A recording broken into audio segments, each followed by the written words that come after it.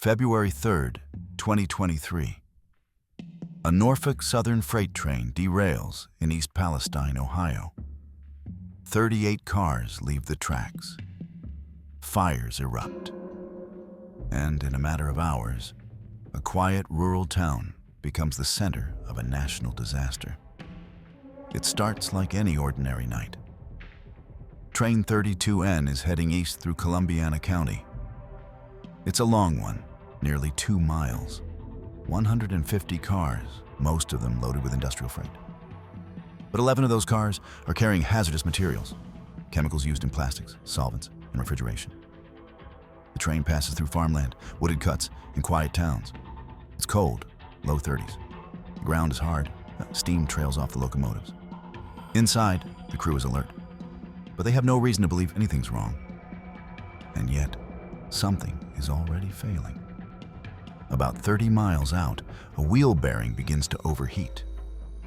It's a slow, silent failure, barely detectable from the cab. Trackside sensors known as hot box detectors are designed to catch this. But on this night, the system doesn't sound the alarm until it's too late. At approximately 8:55 p.m., the bearing gives out. Car 23, a covered hopper filled with plastic pellets, derails. The cars behind it follow. Steel twists, tankers rupture. 38 rail cars crash into each other, fold into heaps, and tear apart on the edge of town. A fire ignites almost instantly. The pellets in the derailed car feed the flames like kindling. Several tankers begin to burn. Black smoke rolls upward, blotting out the night sky. What most residents don't know is that some of those tankers contain vinyl chloride. It's a dangerous chemical, highly flammable, and potentially carcinogenic. When exposed to heat, it can become explosive. When inhaled, it can damage the liver and nervous system, and it's now leaking into the air, water, and soil. Emergency services arrive within minutes. They see flames climbing over tankers, some of them hissing and bubbling under pressure. The fire chief declares a 1-mile evacuation radius. Roughly 2,000 residents are told to leave, many with no idea how serious the situation is. For some, the chaos is immediate. The crash shakes their walls. Lights flicker. Police cars roll down dark streets, using loudspeakers to tell families to get out now. Others don't realize the scale of the disaster until they step outside and see the sky. An eerie orange glow and a black column of smoke rising like a storm cloud. The next morning, Norfolk Southern confirms that 11 of the derailed cars were carrying hazardous materials. Among them, vinyl chloride, butyl acrylate, ethyl hexyl acrylate, and isobutylene. All of them are volatile. All of them are toxic. By February 4th, the fire is still burning. Responders are monitoring tank pressure, hoping none of the tankers detonate. But pressure is rising. The heat is building. Officials are faced with a choice: wait and risk an explosion, or intervene. As night falls again over East Palestine, people wait for answers. No one's quite sure how bad it is yet. They've been told to evacuate. They've been told it's precautionary, but the air smells strange. Pets are acting odd. And every few hours, a new video circulates online. Fireballs, smoke clouds, frightened voices. The people of East Palestine don't know it yet, but they're about to face a choice no small town should ever have to make. Because the chemicals are still leaking, the fires are still burning, and now the question isn't just how to stop it. It's how much risk you're willing to unleash to make it go away. By the morning of February 5th, the fires were still burning. Tank cars lined the tracks like scorched bullets, some crumpled, others still hissing with heat. And deep inside a handful of them, vinyl chloride sat simmering under pressure. Officials had been monitoring the temperature inside the cars since the night of the derailment. And the numbers weren't encouraging. At least one of the tanks had become unstable. The fear wasn't just leakage now, it was detonation. If that happened, the blast radius could stretch for miles. Shrapnel could level houses. Fires could sweep across the tree line. And with so many toxic chemicals involved, the fallout wouldn't just be structural. It would be chemical, environmental, and long-lasting. That afternoon, state and local officials working with Norfolk Southern made a call. They wouldn't wait for the worst-case scenario. They would create one of their own. The plan was simple, but extreme. Dig a trench beside the rail line. Drain the vinyl chloride into it. Then ignite it in a controlled burn before the pressure inside the cars made the decision for them. To some, it was the safest of bad options. To others, it was a gamble with consequences no one could predict. Residents watched the press conferences with growing unease. They'd already left their homes. They'd smelled the strange metallic air. Now they were being told that thousands of gallons of industrial chemical would be lit on fire, on purpose, right next to their town. Officials assured the public it was the least dangerous choice. They said the burn would be fast, that air monitoring was in place, that the risk had been calculated. But the truth was, no one knew exactly what would happen. On February 6th, at around 4:30 p.m., the trench was set, the chemical was drained, and then ignited. A column of black smoke rose into the sky, tall, thick, and unnaturally dark. It looked like a scene from a war zone. Visible from neighboring towns, and even from aircraft miles away, the plume drifted eastward, pushed by the wind. Inside it were gases few people could pronounce, and even fewer could understand. Vinyl chloride, when burned, breaks down into phosgene gas and hydrogen chloride. Phosgene was used as a chemical weapon in World War I. Hydrogen chloride, when mixed with water in the lungs, becomes hydrochloric acid. EPA officials claimed levels weren't dangerous, but to many residents, that didn't match what they were seeing or feeling. Chickens dropped dead in their coops. Dogs and cats refused food. People complained of headaches, sore throats, and rashes, some within hours. Local streams turned cloudy. Dead fish floated belly up. And though testing data was released daily, trust was already breaking down. Inside East Palestine, some families who'd returned home packed up again, voluntarily this time. Others stayed, unsure what to believe. Outside the town, the debate grew louder. Environmental groups warned of long-term exposure. Media coverage turned from the fire to the fallout. And online, the videos spread like smoke. Creeks bubbling with chemical slicks. Eyewitnesses coughing as they filmed. Parents demanding answers. Norfolk Southern issued statements. They were cooperating with investigators. They were funding cleanup efforts. They were testing air, water, and soil. But the burn had already left its mark.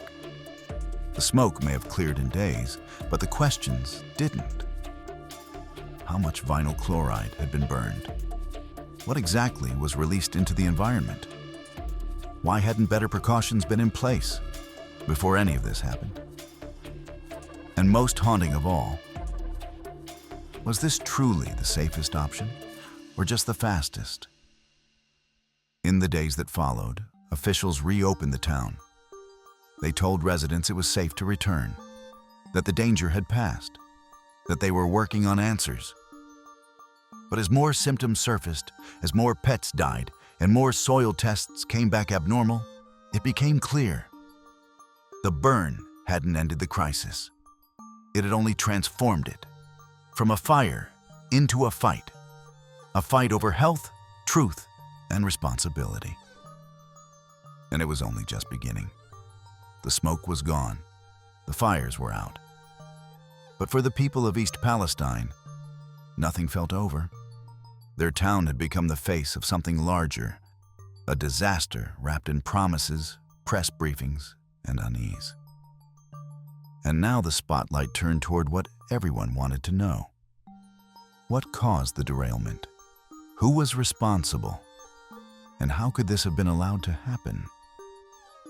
In the weeks following the incident, the National Transportation Safety Board launched its investigation. They combed through surveillance footage, interviewed crew members, and examined every foot of twisted track and scorched metal. What they found wasn't a mystery. It was a warning. The derailment began with a single failing component, a wheel bearing. One of the cars, number 23, had shown signs of overheating more than 20 miles before the crash. There were detectors along the track designed to catch this, and in fact, they did. 3 hotbox detectors had recorded rising temperatures in that wheel assembly. The first recorded it at 38 degrees Fahrenheit above ambient. The second, 103 degrees Fahrenheit. And the last, just before the derailment, reported it at 253 degrees Fahrenheit above ambient. That final reading triggered an audible alarm in the cab. The crew began braking immediately. But by then, it was too late. The bearing failed, the axle gave out, and the train came apart. The NTSB found no crew error, no reckless speed, no sabotage, just a system where the warning came seconds too late, and where earlier readings triggered no action at all. According to Norfolk Southern's protocols, a bearing isn't considered critical until it reaches 170 degrees Fahrenheit above ambient. So even though detectors were showing elevated temperatures, there was no requirement to stop. The train was operating within company policy. That policy failed. But the failure wasn't just technical, it was cultural. Investigators found a pattern: deferred maintenance, minimal inspections, and increasingly long trains pushed through tight schedules. Rail workers had raised concerns for years about understaffing, about skipped checks, about safety systems stretched thin. But efficiency won out.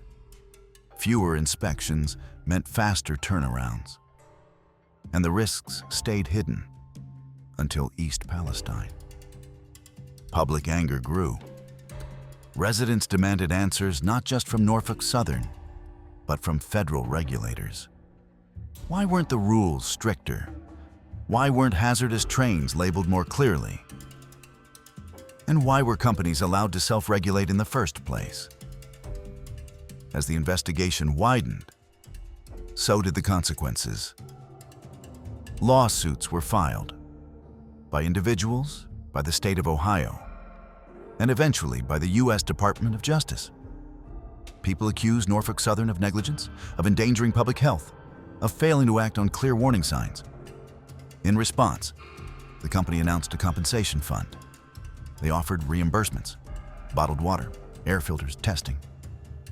But in April 2024, a massive class action settlement was reached. Norfolk Southern agreed to pay $600 million to affected residents and property owners. And in May 2024, the company reached another settlement, over $300 million, with the federal government. But for many in East Palestine, it wasn't about money. It was about trust. And that had been burned away with the vinyl chloride. The aftermath wasn't just environmental, it was personal. Some residents never returned.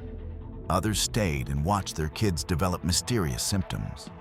People worried about their wells, their lungs, their future. And all the while, they were told the test said things were within safe levels. But safe for whom? In late 2024, internal government emails revealed something that confirmed what many feared. Officials had privately acknowledged that cancer risks from the chemical exposure were not zero. They knew there were gaps in the science, gaps in the monitoring, and gaps in what they could promise. Still, East Palestine remained. Cleanup crews kept working. Soil was hauled away by the ton. New monitors were installed. The trains still passed through, slower, quieter, but still there. And the town tried to carry on. Children went back to school. Businesses reopened. But something had changed. Not just the air or the ground, but the way people saw the system that was supposed to protect them. A train derailed. A chemical cloud swallowed a town. And only then did the country start asking hard questions about what safety really means. Because what failed in East Palestine wasn't just a bearing or a protocol or a railroad. What failed was the idea that someone, somewhere, is always watching.